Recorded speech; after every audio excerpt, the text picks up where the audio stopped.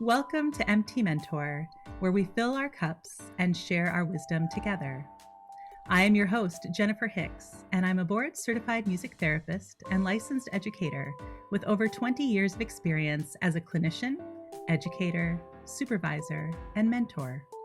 You can learn more about me and our MT Mentor podcast and membership group on my website at www.joyfulnoisesllc.com. You can click on the link at the bottom of the homepage to receive a free infographic and periodic updates, including previews of upcoming podcast guests and episodes. It is an honor to welcome our guest mentors for this episode, Helen Dolas and Ron Borczon. Helen G. Dolas, MS, BA, MTBC, completed her BA in music therapy and an MS in special education, and is a board-certified music therapist practicing since 1980. In 1982, Helen noticed that there was a specific need for creative arts therapy services for adults with intellectual and developmental disabilities in the Southern California area, where she is the CEO and founder of Able Arts Work, formerly known as Arts and Services for Disabled Incorporated. AAW is a unique nonprofit organization that provides quality creative arts education and therapy driven by a love before learning philosophy. Helen traveled to Washington, D.C. to receive the National Model Program Award at the U.S. Senate from the National Coalition of Creative Arts Therapies in 2002. Prior to reorganization in 2004, AAW included 6 adult day programs and an inclusive after-school program. Now, there are 4 program locations: the George V. Deneff Art Galleries gift shops, community art exhibits, performances, accessible community mobile art workshops, and continued growth and development to reach the needs of the community. Helen's programs serve over 3,500 individuals with disabilities annually and work with many outside agencies, families, professionals, and funding institutions. Helen supervises and trains approximately 65 employees. She serves on state regional center vendor advisory boards, including the Esteemed Health Advisory Team and Long Beach Autism and Special Education Task Force. She continues to aggressively research information about current trends, developments, and practices, not only in music therapy, but also in disability culture, health and wellness, special education, business, and local and state government issues. As one of the largest employers of music therapists in the region, Helen has also been the clinical training director of her nationally approved AMTA music therapy internship and fieldwork programs since 1984. She has been on music therapy faculty at California State University Northridge since 2005, where she teaches all courses of the curriculum. Helen has established several new music therapy clinical training sites, including a private school for youth with autism, a center for youth at risk experiencing trauma, and the UCI Medical Chow Family Cancer Center.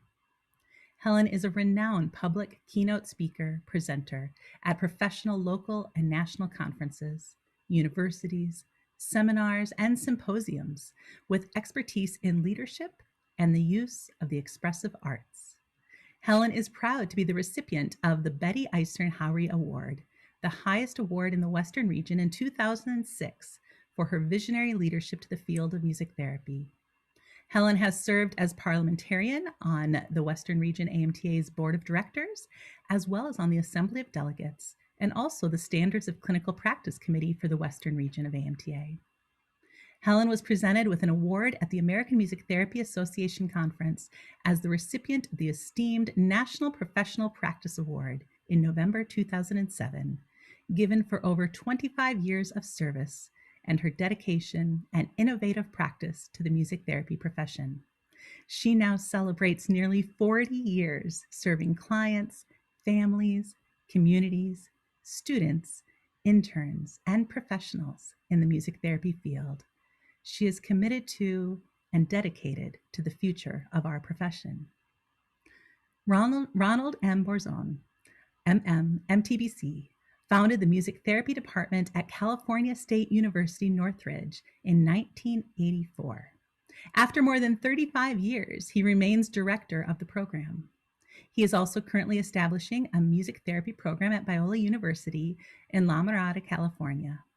Mr. Borczon holds an MM degree from the University of Southwestern Louisiana, a Bachelor's of Music degree in music therapy, and a Bachelor of Arts in Music with an emphasis on performance from Florida State University. He is also an alumnus from the Aspen School of Music. His teachers include Bruce Holtzman, Oscar Gilia, Elliot Fisk, and Robert Guthrie. He is past president of the National Association of Music Therapy Western Region. His clinical experience in music therapy spans 40 years and encompasses numerous populations, including psychiatric, intellectual, and developmental disability, autism, post-traumatic stress disorder, and substance use. Ron Borczon has presented numerous papers at national and regional conferences, as well as given many public service presentations. In 1994, he received the Presidential Award from the President of the National Association for Music Therapy. This prestigious honor was given in recognition of music therapy work done following the 1994 Northridge earthquake, where he developed innovative music experiences to help school-aged children in the Northridge community deal with the earthquake trauma. In 1995, Borczon conducted a special workshop on music therapy and post-traumatic stress disorder for therapists in Oklahoma City after the Oklahoma City bombing. While in Oklahoma, Borczon worked not only with the therapists who were treating family members and survivors, but he also worked directly with the survivor from the bombing. In 1998, he was awarded a grant from the National Academy of Recording Arts and Sciences to investigate the effectiveness of two different approaches of music therapy on expressive communication with autistic children. And in 1999, Borczon was awarded the Betty Isern Howrey Award, the highest distinction given in the Western Region Association for contributions to the field of music therapy. He was asked to help in the planning of music therapy interventions for the students of Columbine High School in the aftermath of the Columbine tragedy and the Santee High School shootings. In 2006, he was awarded the Award of Merit from the American Music Therapy Association at the National Conference in Kansas City, Missouri. This award is one of the highest forms of recognition given by the National Office for Contributions to the Field of Music Therapy. In 2007, he was awarded the Outstanding Faculty Award from California State University Northridge. He has presented numerous workshops on the effectiveness of music therapy in the wake of a mass disaster. In 1996, he created the California State University Northridge Music Therapy Wellness Clinic that serves the Los Angeles community. The clinic currently employs 5 music therapists who work with clients of all ages and disabilities. Ron Borczon has been interviewed many times for periodicals and venues such as the LA Times, the LA Daily News, Reader's Digest, KNBC Channel 4 Los Angeles, and the Australian television show What's Good for You. He appears on the Paul McCartney documentary DVD, The Space Within Us, and has also been seen as the music therapist for Danny Bonaducci in the VH1 show Breaking Bonaducci. He has been consulted for many projects that appear in television and film. He has 2 compact disc recordings on Centaur Records. His instructional video, Guitar Today, is available in Spanish and English through Valiant Industries. In 1998, his book, Music Therapy Group Vignettes, was published by Barcelona Publishing. In 2004, his second book, Music Therapy, a Fieldwork Primer, was also published by Barcelona Publishing. He is still active as a clinician working in the Music Therapy Wellness Clinic at California State University Northridge, as well as a drug and alcohol rehabilitation centers therapist in the greater Los Angeles area. Wow. Welcome, Helen and Ron. Oh, it is such a joy to have you both with us. And I just want to give you a moment after those extensive biographies and the many things that you have done to share with our listeners just a little bit about what stands out to you as you look back on your music therapy journeys and the work that you're now doing. Wow. Well, Jennifer, thank you so very much for having Ron and I both on this wonderful podcast. And it's really fun, I think, to reflect back as you were reading everything. And I was thinking, yeah, that was a long time ago. And there's just, and it seems like these days, every day there's something new that's coming Mm. forward as well. So, yeah, it has been an incredible journey. And, for me, I think my music therapy journey, because, both Ron and I, we graduated almost around the same. You graduated before I did, right, Ron? By a few years. You're on mute. As I should be. That's almost kind of fun. I wish I was.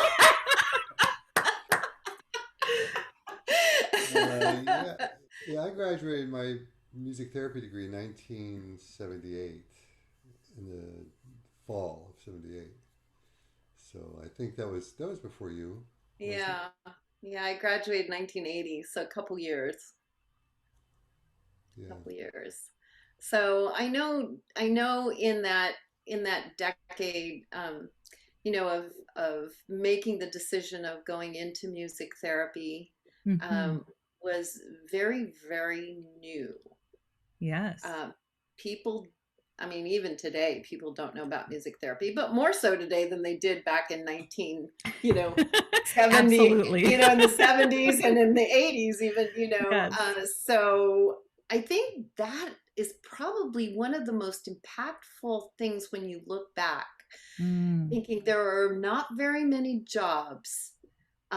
There were not very many places where you could practice music therapy.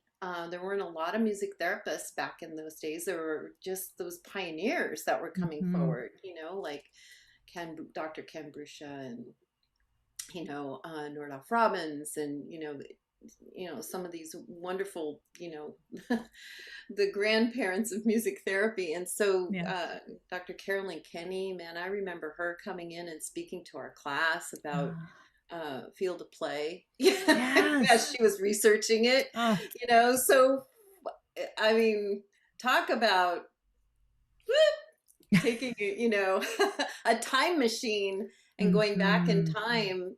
I think that is probably what we've lived. We have lived to Yes. see the journey of how music therapy has evolved and all of the little twists and turns of best practices and Mm-hmm. how the profession has grown to different jobs in different areas. Back then, it was like it was a big open field. It was like Mm-hmm. you could do whatever you wanted because there wasn't a lot there. We were part of the foundational development Yes. and really, in many ways, our students today still have that potential, Mm-hmm. that there's so much, a plethora of ideas that people can continue to make an impact with music therapy on many different populations and settings. Mm-hmm. Um, so, for me, of course, it was because of being at Cal State University Long Beach with Dr. Kay Roscom. Mm. She was one of the first in Southern California to start a music therapy program and opening up jobs. First, it was at the Fairview State Hospital. Mm-hmm. And then slowly she started helping to develop some other places. And I think for me, that was one of the things that inspired me to do something different. It was like, there's a need out there. There needs to be more than just, state hospital jobs or, Yeah. so starting my own nonprofit organization to encompass music therapy and the other creative arts therapies was my journey. It was, Mm-hmm. focusing on people with intellectual and developmental disabilities that for them, most of them, if they were just getting integrated into even public schools and once they finished school, there wasn't anything more for them. If they couldn't go into a vocation, you know, they stayed home, or they were warehoused in these huge big homes, convalescent homes, or they were clients of the developmental, state hospitals. So there wasn't a lot. And that was my journey, was an advocate. I think of all things in music therapy, was like, music therapy was my banner. It was going to be the bridge for these clients to envision a good life of being part of a community. So so I mean, looking back and to today, time machine backwards and forwards, I would say just watching the profession grow and being part of that journey for the last almost 40 years.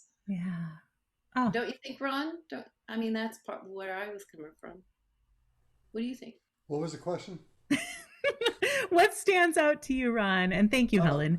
When you look back on your journey in music therapy. I was so engrossed with listening to Helen. I forgot I was even here. In my house, you would get extra double bonus husband points for that. So what stands out? What stands out? Yeah, as you look back on your music therapy journey. Well, I mean, the Northridge earthquake was huge. It was a huge earthquake, and it devastated our school and our community. And at that time, Music for Life was the precursor of health rhythms, and Barry Bernstein and Barb Royer and Barb Crow were kind of like pioneers of drumming. And music therapy didn't do much drumming back then like we do now.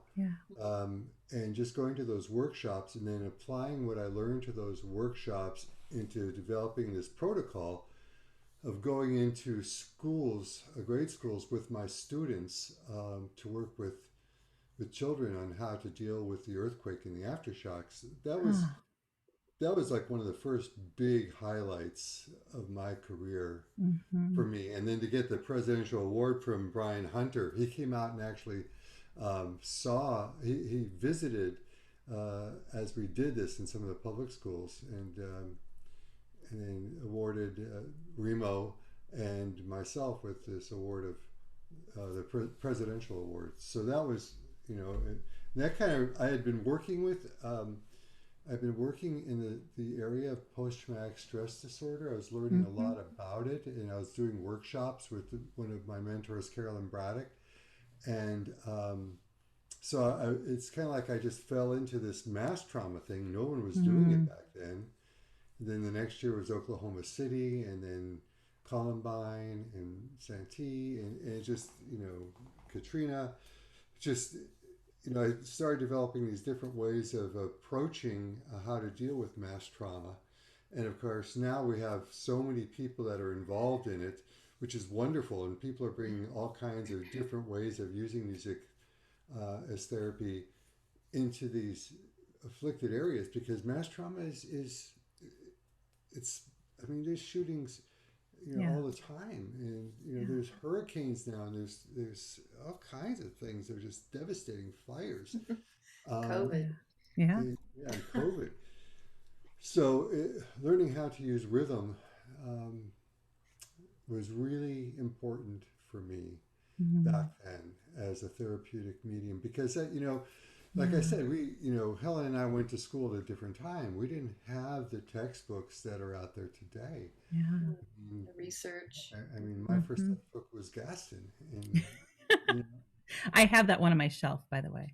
Yeah, Gaston. That was kind of big back then.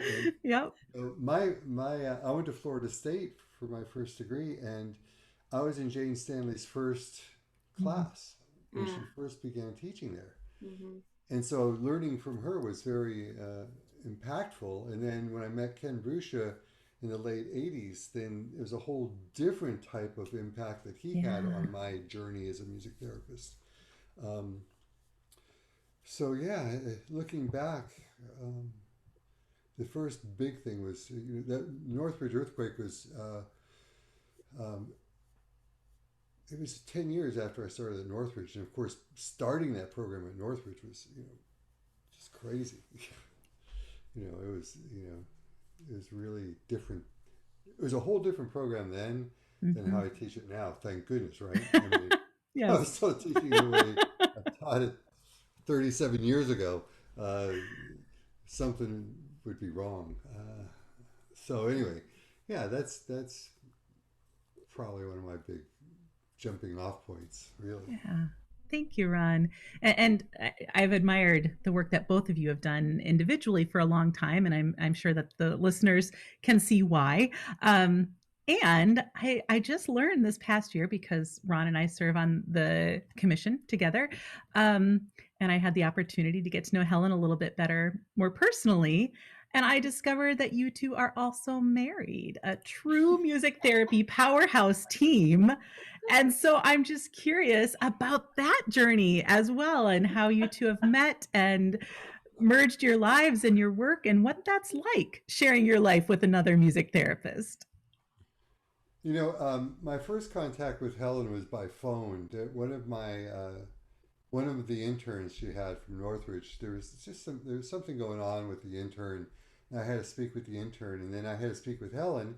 And of course, with a name like Helen, I'm thinking she's some old, an old ancient music therapist, Helen. Old ancient one. Ancient Greek, maybe. And that conversation, was really an important one, I think, in developing our initial rapport, because I said, I will support you in what's happening with the intern. I trust your judgment on this. And that was probably 1990, maybe. We didn't meet face to face until when? Early 2000s, 2000. Wow. No. It was when it was at Pasadena, the regional conference at Pasadena. Oh gosh. Right before I got hired at Chapman. So 2000. Yeah, that's what I thought. It was 2000 or not? God, I don't remember. That was one of those penguins that fell off the iceberg. Sorry. I was asked to do a keynote address for the Western Region, and it was the first time we had met face to face. And right after that, you got hired by Chapman. Oh, it was the Anaheim convention. Conference. And yes. 2005. I think it was 2005. Jennifer, you said she's been teaching at Northridge since 2005. She actually taught at Chapman and didn't start at Northridge, I think, until 2009 or 10. Yeah. Okay. Yeah. I can't remember now. Yeah. But yeah, so then, and we were actually at conferences together, but we didn't know each other. So I came and did some lectures at Chapman for her class. And then, we just got to know, we just got to be friends, we were just great friends. And then we finally got together 2009, I think. Yep. We were both divorced then. Yeah. Yeah. And then, yeah. Yeah. We were talking about some business something, and you said, do you want to go out to dinner? I thought, okay, business dinner. What are we gonna talk about? What do you want to talk about? And he says, no, I mean, do you want to go out for dinner? I went, okay. Yeah, I don't remember it quite that way. I kind of remember it like Helen saying, "Do you want to go out to dinner?" And I thought, no, do you want to go out to dinner? Why would she want to go out to dinner with me? It was a very natural evolution. And I just remember it being so easy and comfortable, and just really great friends, and then just a true love, and just a connection like no other. I mean, like soulmate kind of connection. We got each other. Yeah. Yeah. We understand each other. We got each other. Our It's our really previous great. spouses didn't understand us at all. Maybe at least mine didn't. Um, I'm not sure about your ex, if he got you or not. But. Yeah. Well, the wonderful thing is that music therapy is what really brought us together. I mean, that's how we've known each other. So, being together as music therapists, I've learned so much from Ron. Being at Chapman, and it was the first time I was ever teaching at a university level. So it was really great to have him as a mentor in that way, to be able to, share his clinical knowledge, what he's done, his books, how he teaches. So I really learned a lot from his modeling of that, and it really helped me in my career as a professor of music therapy, and to hone in on my skills, based on his mentorship. So that was really great. And I don't know, maybe he's learned a few things from me. What do you think, Ron? One? Yeah, I have learned a lot from you about patience and acceptance. Yeah. That's what I've learned most from you, is patience and acceptance. And I don't know, one of the things that people say about Helen is just how they instantly like her. Yeah. And my children actually love her so much that if we were to break up, they would probably go with her instead of me. But the thing about Helen that people don't realize is that she's the same loving, caring, warm person when she's not out among people. I mean, just just us two, she's the same person, which is pretty remarkable that she doesn't have this persona, and then that changes drastically when she's with me. It's always this sense of I've never met someone so optimistic in my life. Just how she can spin things, it's pretty she spins me. Oh, I love it. Well, you've talked about what you've learned from each other, and Helen, you've been called Ron one of your mentors. Who are some other mentors in your lives that you would like to mention and share here? I think the biggest for me was Ken Bruscia. Just his friendship and how he introduced me to improvisation, how he introduced me to GIM. I mean, he did GIM. My first GIM session ever was with Ken when he was kind of just learning GIM. Wow. And it was one of the most powerful experiences in my life. And he's, and now I'm, there's younger music therapists who I'm just in awe of, like Michael Viega and Brian, Brian Abrams and Andrew Knight, Michael Silverman. A lot of these younger music therapy educators that are just so phenomenal, that they're just, it's so exciting. I just named a whole bunch of guys. Helen and I weren't going to say anything. It's because they're all good friends of mine. The boy band. The men of music therapy. The men of music therapy. You know that the men of music therapy, I don't know if they have it anymore, but Ron, wasn't there like a support group for men? Yeah, Brian Abrams had a national conference. We'd have a men's group. And often women would come too, and they were welcome. But it was interesting. I better not say it. Never mind.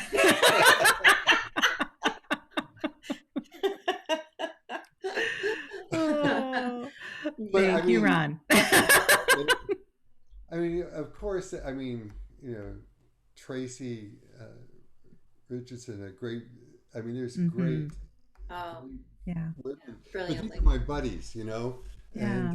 and that's why they came to mind so quickly. Is Hmm. you know, I mean, I'm sure that Helen could probably name off a bunch of. Oh yeah, I mean, Joanne Lowy, uh, Yes. an Hmm. amazing music therapist in her journey. I've been watching that for years as well. Dr. Carolyn Kenny, she Hmm. was amazing. Dr. Kay Roscom was one of my very early. She was my professor, and just when I started the nonprofit, she was on my board of directors. She supported me from the very beginning and said, "You can do this. You know, you just need someone that's going to be there to support you and be the." I love the wind beneath my wings. Yes. It's like you Yes. got, Barb Royer and Judith Pinkerton, Yeah. and these group of women that Bob Crow. this yeah, Yes. Barb Yes. Crow is another. Yeah.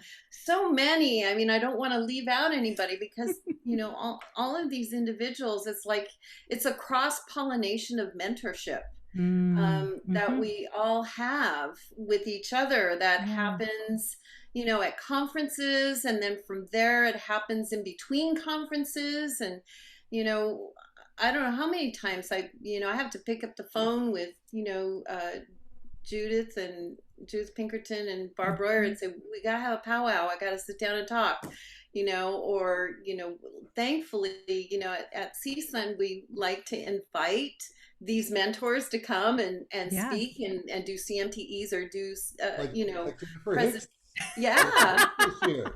Thank you. Jennifer, right? Loved you, Jennifer. So yeah, it's so important, I think, to have a variety of mentor. Hmm. Everyone is a mentor. Yes. That cross pollination, it's like holding hands and helping each other and encouraging so that we can move the needle forward in our profession and in our field. If we don't do that, we are going to be stuck in the mud. Hmm. So we have to be able to collaborate and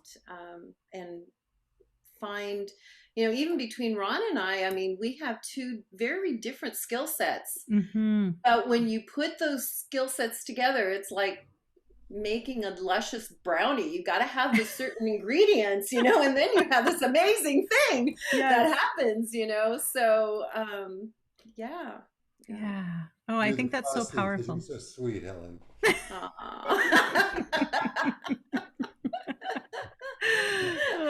The dough waiting to be, kneaded into something. Yeah. Yeah, awesome. I'm loving this metaphor, and I'm now suddenly hungry. Yes, yes, I can smell the brownies Yes. already. Oh, and I think that is just such a powerful message, though. And I know it's one of the reasons that I have the group that I have and do this podcast Yeah. is to share the expertise of a variety of mentors, and for us all to realize that we have that within us too, Hmm. and to realize how important those connections are, Hmm. and of having those relationships that we can reach out to each other and that we can continue to learn and grow with each other and from each other. um, as you look back on the things that you've learned from your mentors and from each other, and the changes that you've made over time, Helen, you talked about that the field has changed a lot. What is one lesson that you've learned from maybe a perceived failure or a changed belief or practice? Hmm. Hmm. Give you a moment to think there.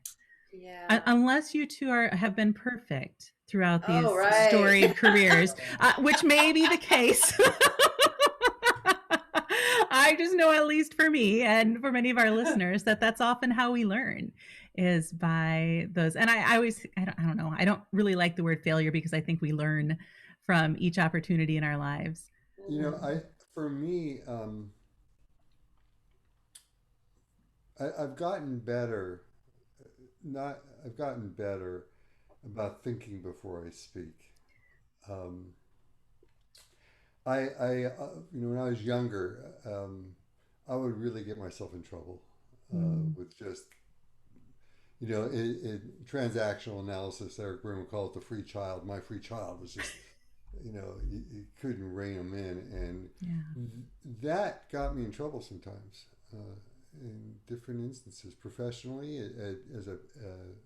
at my school, with students at times. It got me in trouble. And so I think for me, learning, and I've still, and Jennifer, you're on the committee with me, so you know that sometimes I just say things. But I've really tried to think now, and what's helped me with that is really being present and breathing, figuring out what's happening around me, especially with clients. I mean, with clients, I feel like I've become so present in the moment with my clients that, I will actually be thinking about every word I'm saying and breathing as I'm doing that. And I think that has only come from maturation of having a unfiltered free child. Yeah. Thank you, Ron. Yeah. Helen, how about for you? Yeah, I think for me it has to do with taking risks, with trying new things. I'm not afraid to try new things. And try to Pollock. That's one where I shouldn't say anything. Was that? That's right, you shouldn't. Goes into this nice deep moment.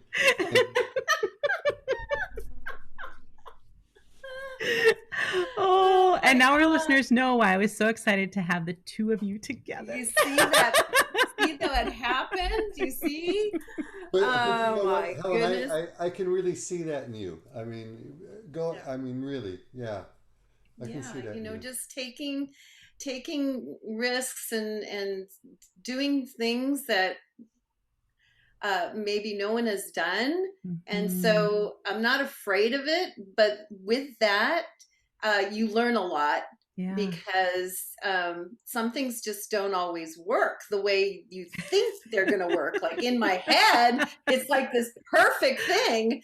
And then, I'm in the middle of it looking around going, wait a minute, this was not in my dream. Where do I go from here? Yes. So, but I've learned a lot in that. So business wise, because back in the day, I was a music therapist. There wasn't anyone that was doing private practice, let alone having their own business necessarily with music therapy. So I had to learn about business. And now, the students, the young professionals have so many more resources about what to do. But, so for me, I think I have been so successful because I wasn't afraid of taking those risks and failing, because I knew that the failures, I could say, okay, this doesn't work. Now let's reinvent this, and this is what is going to work. So I think it was part of learning how to evaluate and take what I've learned and go forward with it rather than letting it bring me down. So, yeah, absolutely. I would say that's probably the biggest thing. And not being afraid to let go of something that's not working. Like, don't beat a dead horse kind of thing. It's like, it's okay that it's not going to work. It's, let it go and go to the next thing. So. When the Titanic's going down, you're not going to save it. No, it ain't gonna float. And that's okay. And I think, I've had this conversation with other music therapists as I've mentored and supervised, of just also that doesn't take away from the value of the experience. It doesn't, it's just being able to take what we learn and not be afraid to switch directions or to make changes or to take new risks. And so, I think that's really powerful. Thank you. Yeah, I used the analogy just, over COVID, our services have changed so much. Mm-hmm. I'm so proud of our profession and Able Arts Work, our music therapy and our creative arts staff were able to pivot within a week's time. We'd never done telehealth before, telesessions. And we took everything physical and made it virtual in a week to reach clients and their families. And that was scary. That was kind of a new thing. But, you know, for me, it was like I had faith in the younger generation of knowing technology. And I think because Able Arts Work was so grounded in the philosophy of love before learning, learn for life, and how we have embraced how we work, that that foundation carried over to the virtual space. But we also had, you know, financial situations. I mean, that was another thing. You know, I had to learn budgeting, learn accounting, I had to learn how to deal with money. You know, it's like, part of business. So, you know, for us, we had to lay some people off. We had to cut a program and then build a different part of the organization, which actually is thriving. And we have an online classes now that anyone can go to this platform. It's called our Learn for Life platform. And the thing of it is that I told the staff, I said, you know, sometimes you have to prune the tree of those branches that are a little weaker so that things can grow healthier. So, you know, learning things like that, especially during COVID now, we're learning so many things. Yeah. Thank you. Yes. Oh, so much wisdom from both of you. And I know that, Ron, some of your wisdom is in a couple of books, and we'll have links both to the Able Arts Work and Learn for Life platforms, and Ron, to your resources as well. When we're talking about books, what are the books and music that have influenced your lives? Oh, gosh. So many beautiful books. You mean music therapy books or just books? Any books, whatever comes to mind for you first. I mean, I'm pretty much I'm reading a lot of fiction and nonfiction now, getting away from reading so much music therapy like I've done for years.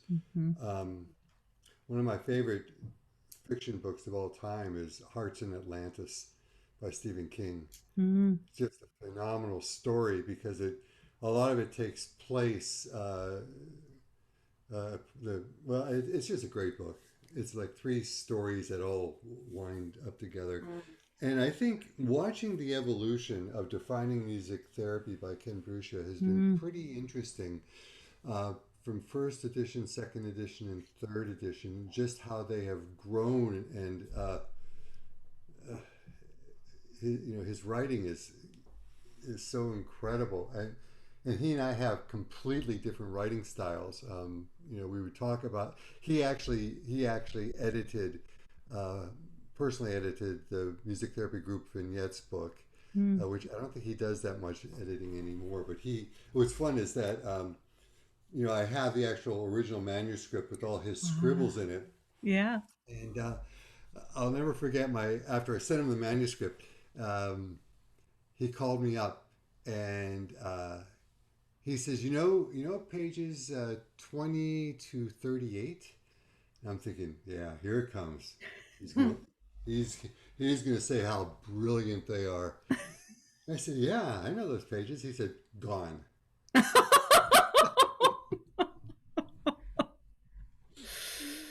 Oh, yeah.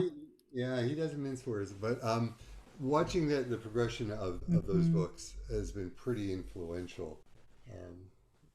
I think those, plus the whole series, the whole Barcelona series, of music and medicine and music and adults, music, that whole series. Yeah. That's beautiful. Yeah. I would agree. That's probably one of my favorite sets of books.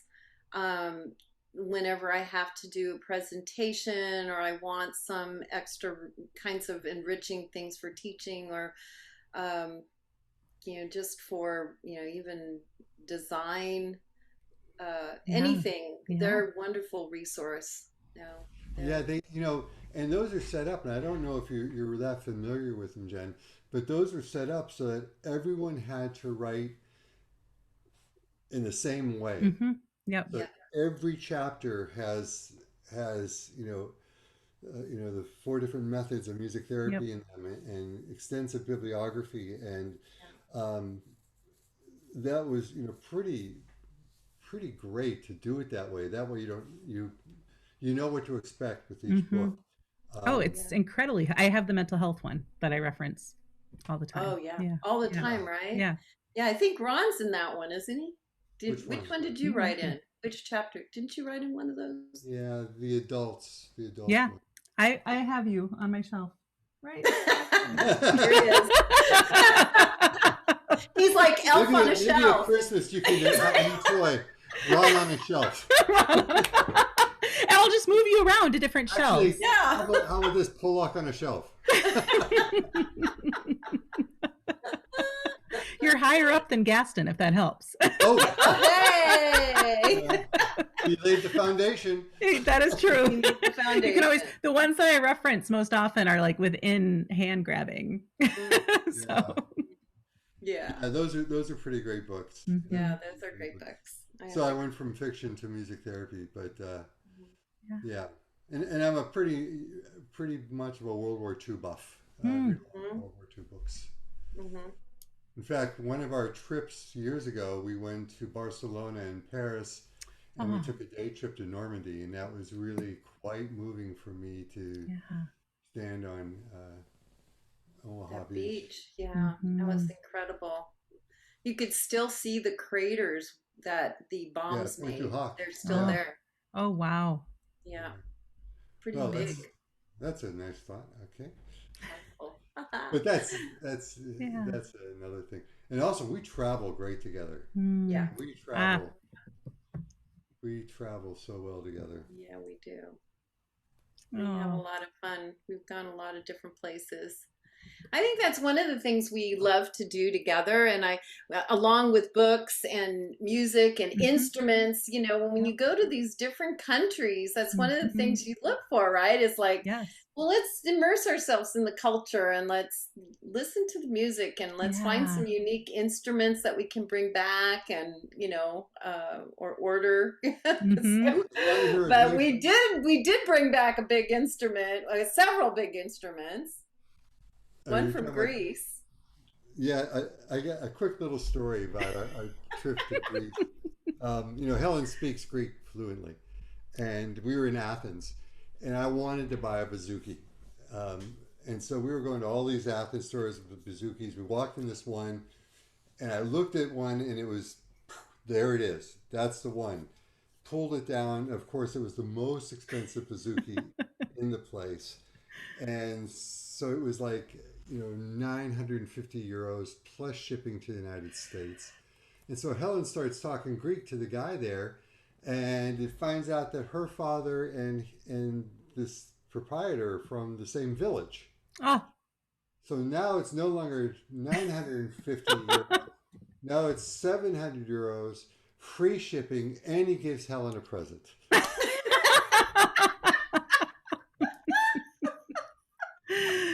Oh, it is such a small world. I love that. Yeah, it's great. But we have so many instruments here, Jennifer. We have the garage is just packed with instruments. We have instruments all over the house. When my grandson comes over, he just likes to try to play everything. It's really a great place to be. Yeah. If you want to come have some fun with music. Ah, I love that. So what do you two listen to then? What are you playing on your, I was going to say tape player, but what? It used to be a tape player. That was, I had to stop and go, computer? Machine. Yeah. What do we play things on now? Alexa. Alexa, yes. So when you say Alexa, what do you have her play? we have quite a variety.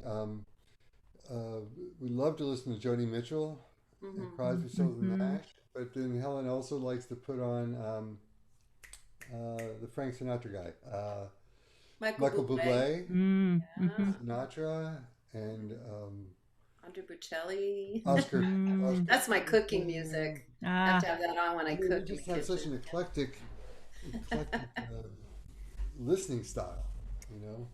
Yeah, yeah. Nancy Wilson. Yeah, we've got a lot. Phil Collins. I mean, yeah, it's our Yeah, era too. Simon Mm-hmm. and Garfunkel. I mean, and James Taylor, my Yes. favorite. my Yeah. two favorites I think are David Wilcox and Pierce Pettis. Those are some of my favorite things to listen to. Mm. And Pierce So, Pettis and I used to play in bars together in Tallahassee, Florida, oh, and he's got a lot of music out now. He's really a great artist, great lyricist. fun. Yeah. So, if you had a theme song, what Oh, would we it can talk be? about this. All I can't wait to hear it. you need is love. Do- All you need is love. All you need is love. Love. Love is all you need. That's our theme song. Oh, I love that. So you have a joint theme song. Aw, Oh, Yeah, yeah. that's awesome. I love that. And the song as well. Oh, beautiful. Thank So you. in addition, it sounds like, music is a big part of your lives, not just your work, but also your home life, as is travel. What are some other things that you do to take care of yourselves, um, to create a sustainable, enjoyable quality of life for both Mm, of you? mm, we walk by the ocean, Mm, collect seashells. yeah. We walk together. Hmm. I play golf a lot. mm, Hmm. Yeah. I love I to used to play. cook.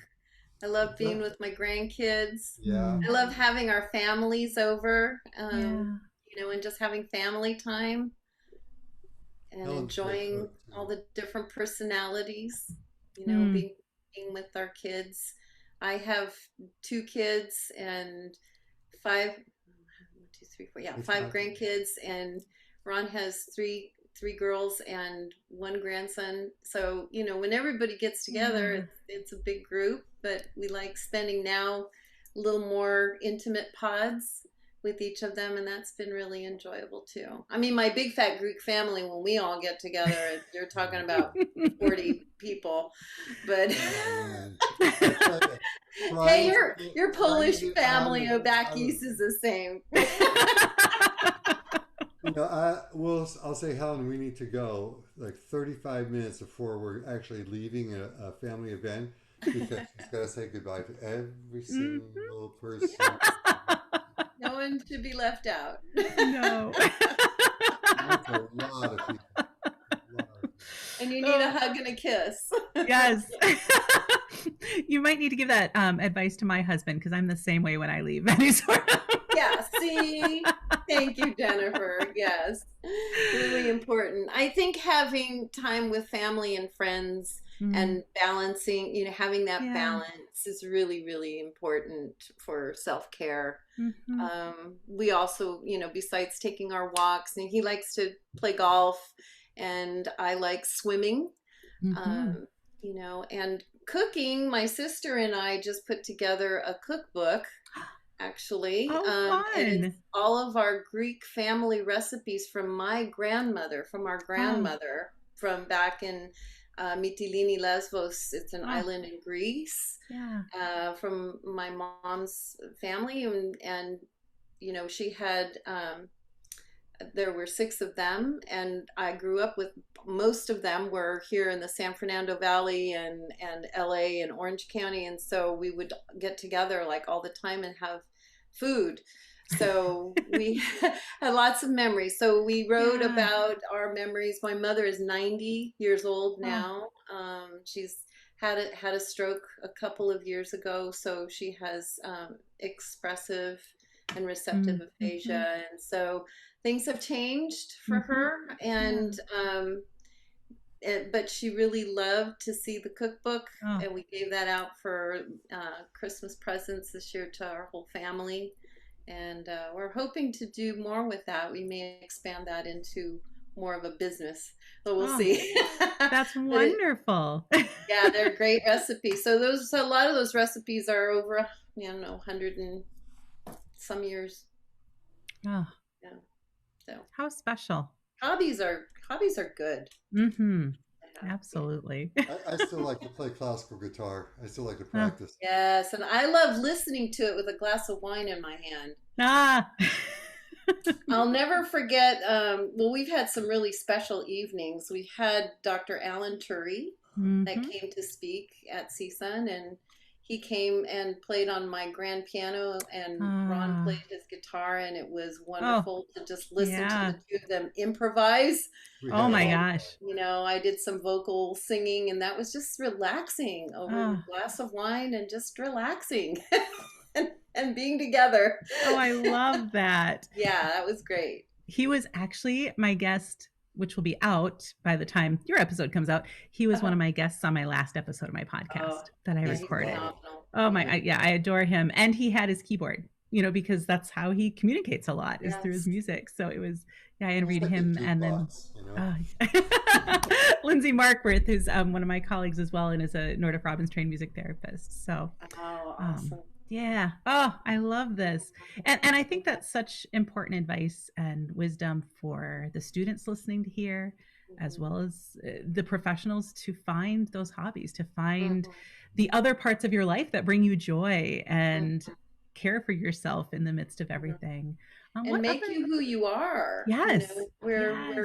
We're whole human beings with a lot of depth and dimension, and we need to tap into that, because if we don't understand then fully how we can tap into the people that we serve and their dimensions of who they are. So we need to continue our journey in discovery of who we are and our identity. Absolutely. And how we relate to the world and to ourselves. Oh, that's such important wisdom. Thank you, Helen.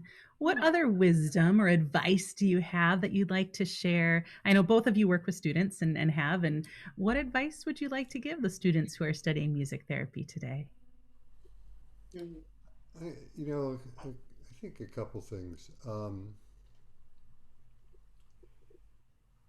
Don't take things personally from clients.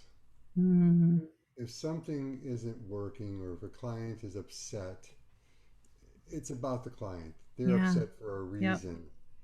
And you just have to learn not to take that personally. When in doubt, go to the music. Always go to the music. Improvise. Sometimes, here's another thing, is that you can't fix things. All humans have the ability, no matter what level of intelligence you have, no matter what level of physical ailment you have, we all have the ability to self-actualize. We are not here to make them self-actualize. We are here to offer them a way to realize their own potential. Yes. And sometimes they don't know they're reaching their potential, and that's when you need to help them understand that they are. When you can see it and they can't. All of us are very, except for narcissists, all of us are very self-critical. And our clients, our patients, our students can all be self-critical. And so you have to help them see what is good. And the only way you can see what is good in them is to see what is good in you. Because you're not going to be able to recognize that goodness in others unless it's already in you. And this is something I with my clients I always talk about when they see something. I do some imagery stuff with them, and they have these really great images, really positive images, and helping them understand that they're the ones that created the positiveness. Yes. It wasn't me. It was them listening to the music and they create it, and helping them understand the wonder that they have inside of them, and their own capacity to go farther. And sometimes when people have hit the wall, you turn down another corridor. You go and you open another door. And I think that's true for our clients, helping them find a new corridor, helping them find a new door. But I impart this upon my students. You have to understand why you do the things you do. Therefore, therapy is important. For everyone, especially if you think you're going to help someone else and you don't know why you do the things you do. You really need to seek out self-knowledge. It doesn't mean anything's wrong with you. It doesn't mean you're weak. It just means you have a desire to understand yourself and why you do the things you do. Those are some of the things I would tell my students about themselves and about their clients. And don't wait. If you're 18, 19 years old, you're an open book into adulthood. Start learning about yourself now. Oh, thank you, Ron. Helen, what advice would you give to students today? Oh, well, I was just so mesmerized listening to Ron. I need that advice. I love it. It's so soaking good. It all in. Such good things. I think that's one of the things that I tell them is to really be themselves. To be themselves and to be their own authentic self. To be able to, when you give of yourself in that way, when you are in the moment with somebody else, they're more than likely going to build that trust with you, and they're going to open up and be that person who they want, who they are, their authentic self. Because everyone deserves to have a mark and a voice in this world, and so many people don't know how to access it. So if you can model that as a therapist, be genuine, it comes through. Absolutely. Performance is different, and that is what separates us from other professions. It's like, don't perform, just you are to be present, with the client, and really work to find that, and to find that bridge. And that's why I'm always, whenever I observe a student or an intern and give them feedback, or when I have students look at other videos for evaluation and feedback of what went well and what could have gone better, kinds of things, I always say, did you see the Brucia triangle? Did you see those dynamic forces? And what did they look like? Tell me about them. What did you find? What did you see? So I think the more that they have that experience, the more that they do it, the more that they observe it. I mean, that's why Nordhoff Robbins had so many. We're so blessed to have all those videos of, plethora of things that they've had, where so many students all over the world really have learned from them. Was finding all of those magical moments that happened, and those were authentic, and they were genuine, and they happened spontaneously and in the moment. So Yeah, I think that would be my biggest thing, is to just be Yeah. your authentic self, and to help model that for your client, Mm-hmm. and to be present for them. And also, I think sometimes, and I learned this from Barb Crow in a presentation she did about being mindful, in Mm-hmm. mindfulness, and that, you know, all of us carry some kind of a bias, Mm-hmm. and Yeah. we need to understand what those biases are, Mm-hmm. call them out, learn about them. So, you know, when you're working with a client, that it, you know, that you're not, when things are not working, you have to really examine yourself. Is there a bias happening here? Is this why Mm. this isn't working? You Yeah. know, so you know, being really mindful of Mm-hmm. your actions. So Yeah. you know, I think those are probably, you know, a couple things. I like what Ron said, though. I appreciate what you both said. So much wisdom. And you both know students are always getting inundated with Yeah, advice and so much. from so many sources. So I Yeah. also like to ask this question: what advice should they ignore? Oh, Obviously, nothing that either oh, of I you know give one. them. So, you know, I think there's a lot of pseudo psychologists out there, or Mm. pseudo, you know, wannabe music therapists. I don't know. I think they should ignore them.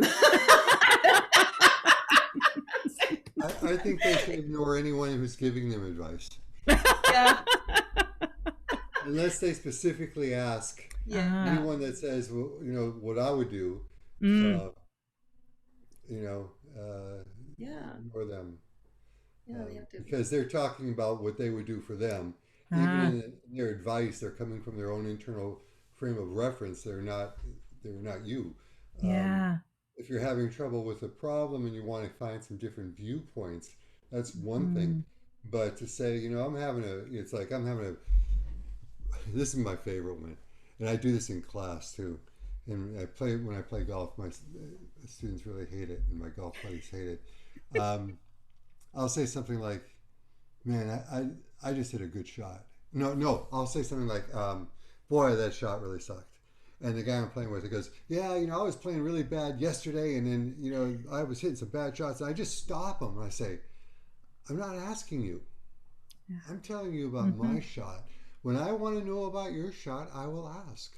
Yeah. And then I'll look at him and say, "Okay, tell me about your shot now." Because, you know, people do that all the time. People are terrible listeners. Yeah. And that's one of the things that I try to instill in my students, is that you have to be able to listen. Mhm. Uh, Mm-hmm. it's being a therapist means you're listening all the time, you're observing all the Yeah. time, and that's why you can get burnt out unless you Mm-hmm. take care of yourself. Because if you are good at what you do, then you are always there. Mhm. You Yeah. are always there. Mm-hmm. So, yeah, unsolicited advice. Don't give it either. Don't give people advice. Just listen to them. Just Yeah. listen. Oh, Mhm. But I I don't love think that. mentoring is giving advice. Mm-hmm. Mentoring is No. not Well, giving mentoring is Yeah. advice. different. Yeah, Mentoring is different because they're wanting to learn right, something from you. right. You know, they don't want your advice on something. If you're a good mentor, you're not going to give them advice. You're going to help them work through Mm-hmm. the And grow. issue, Mm-hmm. right? Yeah. Yeah. So Yeah. mentoring is completely different. Mm-hmm. Yeah. Absolutely. Yeah. Mm-hmm. Ah, well, any other advice or wisdom or anything that you haven't gotten to share in this interview that you want to make sure to share? Yeah, I have one more thing. Mm-hmm. You're only a college student once. Mm. Mm-hmm. Don't skip out on classes that you're paying for. You're cheating yourself out of your education. Um, be prepared. Do your assignments. Make this a priority in your life to be a good music therapy student, Mm-hmm. because you only have one shot at it. Mm-hmm. Be present in the classroom, because sometimes your teacher really does know what they're talking about, and they may say something that you're spacing out on, and that might be something really important that you need to hear. Yeah. So put little mechanisms in place to stay present in your class, and just have fun with your education. Be an open book. Yeah. Read an open book. Journal. Yeah. Do these things because this is, even though we're in the middle of a pandemic and it's just a terrible time to be in college, really. I mean, I'm thinking about a lot of our students who had one semester live with us, Yeah. or a semester and a couple months live with us, and all the rest is through this. But still, do the best you can. Always do your best. Anything less, you're cheating yourself. Thank you, Ron. Yeah, I think that's so true. That's really great. I had a conversation with a class once, just last semester, about just that the students that had a little bit of time with clients versus hands-on physically versus the folks that are now just learning virtually. And it's nice to have that overlap, because there was a question that came up, and this is what I would also, I have very Socratical type of discussions in my class. That's my style. It's like, let's open it up. Let's talk about it. What questions do you have? What do you want to explore? We don't always get through lectures sometimes, but but we have these amazing deep conversations, and I think we learn more that way, because things come out spontaneously, because it's the curiosity in the brain that is connecting different concepts and going, help me understand this. So one of our students asked, well, what do you do about touch with a client? And she's a new student, and where are what's appropriate, what's not, what do we do with touch? Because she's never had the experience. And so the students that are second years that have been able to experience that were able to speak to that. So in a way, they started having that mentorship already, in sharing those experiences with those who have not had that experience. So of course, then when they leave, there won't be anybody. I don't know how much longer we're going to be without that, but it's an interesting journey. It's an interesting time that we're in right now. So even more so now, to be present in class and do the homework. I always tell them that your journey as a professional music therapist starts today, and your interview for your next job starts today. So I love it. Very important. Start those skills right away. Thank you both so much. Final question is just an opportunity for you to amplify voices in music therapy that you think we should be listening to. Who are the folks that you want to take a moment to say, listen to these folks? Here are the voices that need to be mentoring us right now. Yeah, well, I mean, I think, of course, both, Jennifer, you're amazing with this whole concept of mentorship. This is so important. Mentoring. We're just graduating one of our interns at Able Arts Work, and I have seen for years that folks that are graduating do still need that mentorship in their early professional lives. Many go out on their own, but or they go into a facility and there's no one there to really support them. They're only music therapists. So, I would give you a shout out, actually. And I'm so grateful for you and coming up with this brilliant idea of having this opportunity for professionals to share and connect with others. Joanne Lowy. I love her. I think she's amazing. She has a lot to Absolutely. give. She knows so much. Barb Royer, she's another gem. Melita Belgrave, ASU, she's amazing. There's, there's such a beautiful list of music therapists. That list. Yeah. Who? We're waiting for you to add a few for us, Ron. You want to add? Yeah. You want to add? There's so many. There's so many. I already talked about that, but what I was thinking of is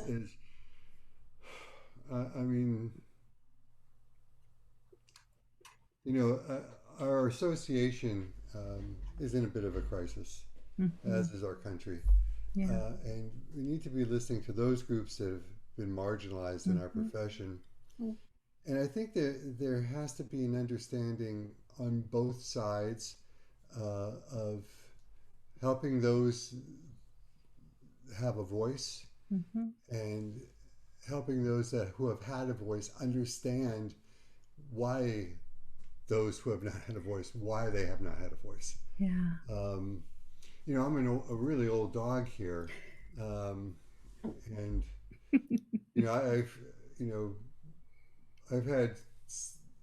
I've been learning from my students about how to be more appropriate with my jokes, my comments,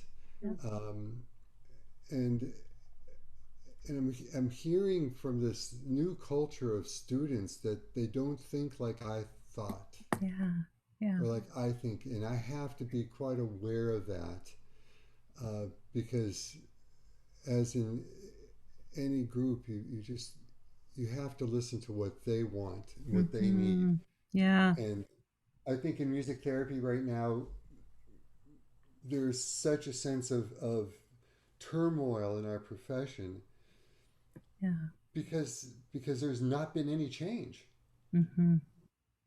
There's not been change in our profession as far as things go. And so I think